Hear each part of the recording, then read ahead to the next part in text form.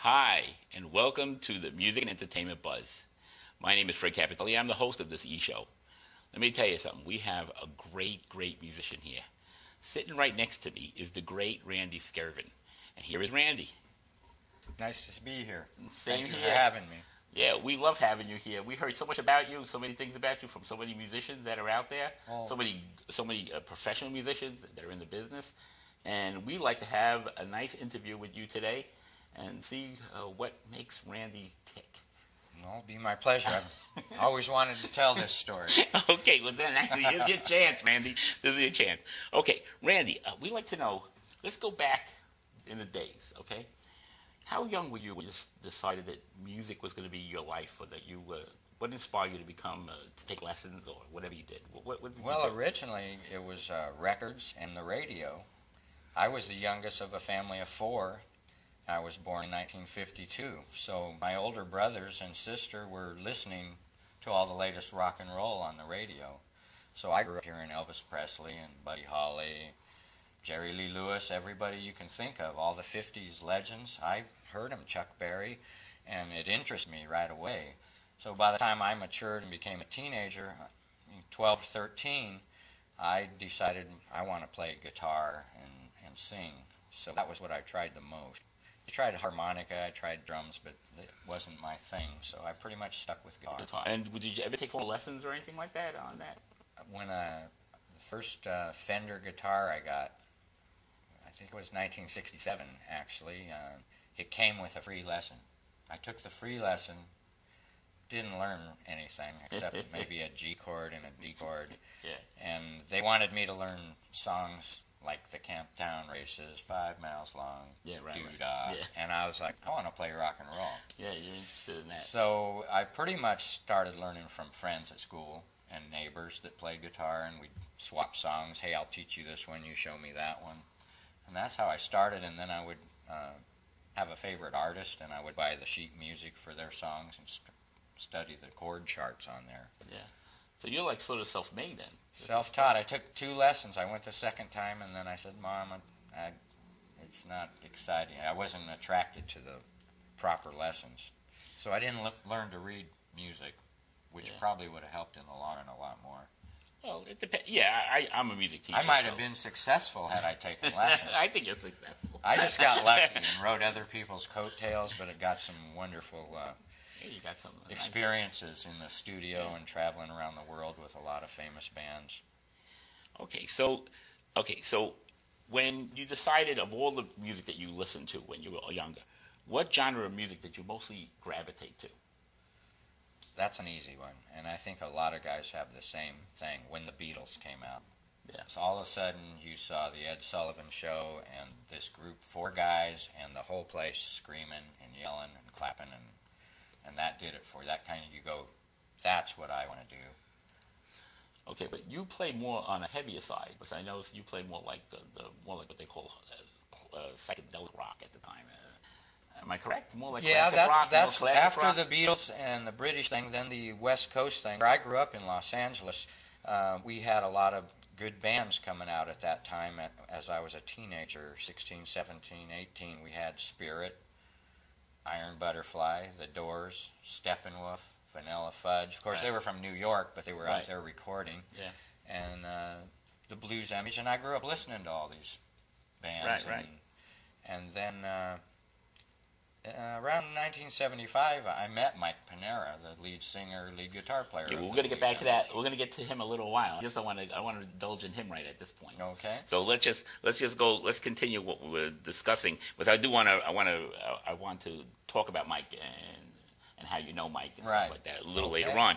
Okay. So the situation here is that you started out loving the Beatles. That's what really inspired you big time. Right. I mean, even though you listened to Chuck Berry and Elvis Presley and stuff like that, even though you listened to him, the Beatles made it like, that was like the straw that broke the camel's back. That's what made you want to get into it.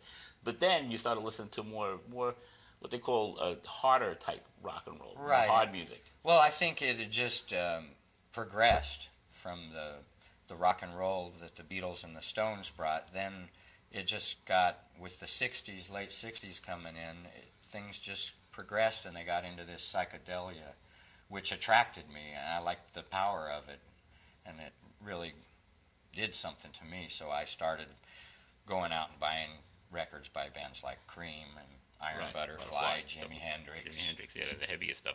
The heavy stuff, right. So when did you actually decide, with all this stuff going on, that you wanted to make this a career move? When did you actually make it a career move? It was something as a little kid that I just had this desire to do that. I wanted to be either an actor or a singer or a guitar player or all of it. But so I just kept doing whatever I could do, and finally one day I got a lucky break and stepped into the bigger leagues instead of playing locally, in cover bands and stuff, which you usually do as a teenager. So then, getting onto that, what famous bands did you open up for when you first started? Obviously, you must open up for people. You must have your own band at the time.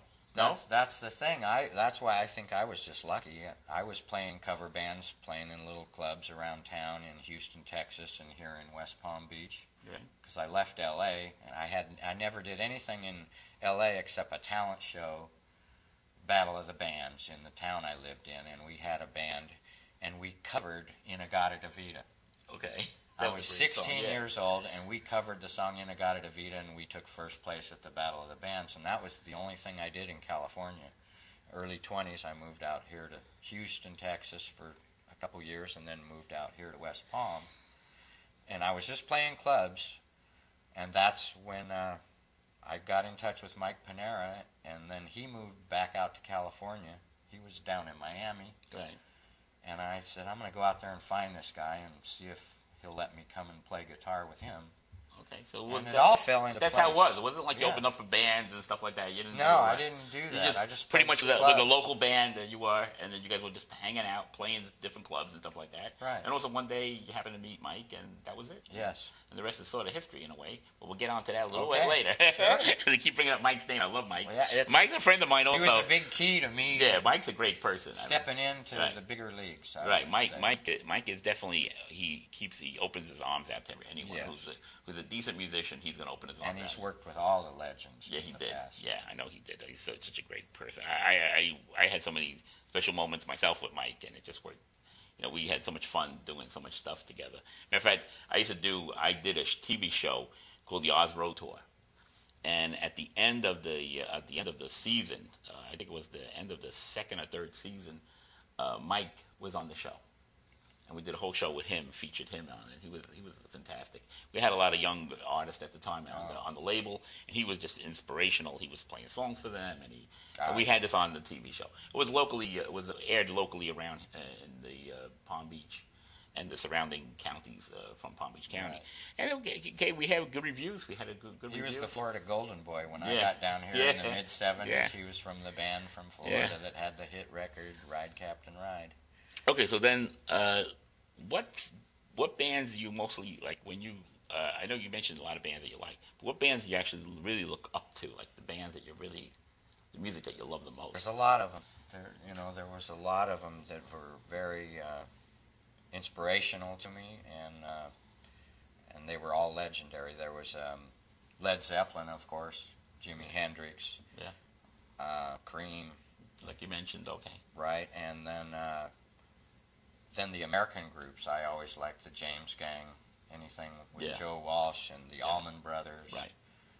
ZZ Top. These were all the bands that were making it in the early 70s, and Humble Pie was another one. I liked the English bands, Jeff Beck. Yeah, right. Back when Rod Stewart Excellent. was singing with Jeff Beck, before Rod Stewart was ever a solo artist. Yeah, right. And Jeff Beck had left the Yardbirds, and that was another in the early 60s, I liked the Rolling Stones and the Yardbirds. Yeah. And all the British Yardbirds bands. were unbelievable. I used to love them too when I was a kid. That's great. And I always liked Steppenwolf also, and Spirit. Those were all bands that inspired me, and I was attracted to their music. So besides Mike Panera as a main artist, what other artists did you play with or hang out with that you feel like that did something for me? Besides right. Mike. Well, through Mike, I met other guys. Sometimes the bass player couldn't make it, so he would bring in Tim Bogart, who was from Vanilla Fudge. Yeah. And another time, this band Firefall had broken up, and Mike said, "Hey, this guy Mark Andes wants to come stay with us while he looks around for an audition here in Los Angeles. Right. And I said, oh, wow, Mark Andes. He goes, oh, you know him? And I said, no, I know who he is. And he was the original bass player actually in Canned Heat, and then Spirit, JoJo Gunn, and Firefall. And then he became, in the 80s, when he was living with me and Mike Panera, he made the audition for Heart, and he played in Heart for 12 years. And to this day, he's also a very dear friend of mine. And through him, I met all the other guys from Spirit. Yeah. And I'd get invited to come along, play in a nightclub, and they'd call me up to sit in on I Got a Line on You. I became very good friends with Randy California, who's no longer with us. But every one of my shows I always do Got a Line on You, which was his big hit in '68 with the band Spirit.